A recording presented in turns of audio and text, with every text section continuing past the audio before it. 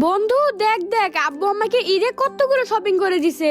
আমাদের ছেলে কিন্তু আজকে মহা খুশি, ওর মন মতো শপিং করতে পেরেছে বলে, তাই না রে বাবা? আচ্ছা বাবা, তোমার ছোটবেলার ঈদ কেমন ছিল?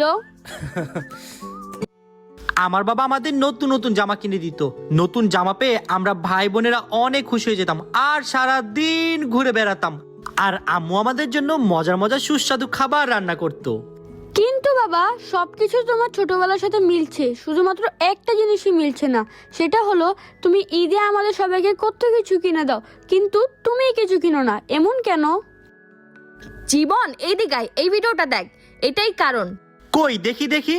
দেখো, বাহ, এত সুন্দর জিনিস।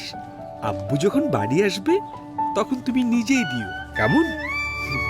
মন খারাপ করো না একদম। ঈদ মোবারক মামুনি। তোমার